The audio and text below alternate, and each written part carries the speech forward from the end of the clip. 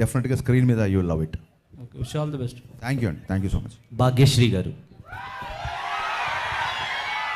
Welcome to Tollywood. Thank you you are too cuter than cute word. So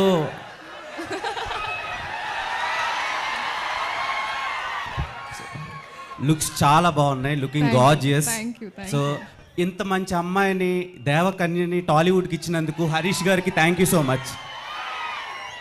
so Harish Shankar garu, when I mean 10th standard I watched Mirapakaya movie. మీ దండం పెడతా, మేము cinema ఇండస్ట్రీలో ఉన్నాము. నేను LKG అప్పుడు మీ ఫ్యాను 10 అని చెప్పకండి బాబు, ఎందుకే మాకు అనవసరం. ఇప్పుడు బలవంతంగా మా ఏజ్ బయట పెట్టిస్తారండి మీరు. నాకు మిరపకాయ నచ్చింది, నువ్వు 10th 9th నాకు ఎందుకు గురు? బాస్ సారీ, మేము చాలా ఇన్వాల్వ్ అయ్యాం. థ్యాంక్ యూ, అందుకని అడుగు. Thank you. అంటే మీ సినిమాలతో పెరుగుతున్నాం అందుకని. సో మళ్ళీ ఇదొకటి. మిరపకాయ మూవీలో రవితేజ గారికి ఒక మంచి కంబ్యాక్ ఇచ్చారు. అట్ ద సేమ్ టైం ఆ యాటిట్యూడ్ జనాల్లోకి ఇంజెక్ట్ చేశారు. సో కంపేర్ టు మిరపకాయ, ఈ ఫిలిం ఎంతవరకు కనెక్ట్ అవుతుంది? బెటర్ దెన్ మిరపకాయ ఉండబోతుందా? ఒక మిరపకాయనే కాదు, మనం నిన్న చేసిన సినిమా కంటే నెక్స్ట్ సినిమా ఎప్పటికైనా బెటర్గానే ఉండాలనుకుంటాం.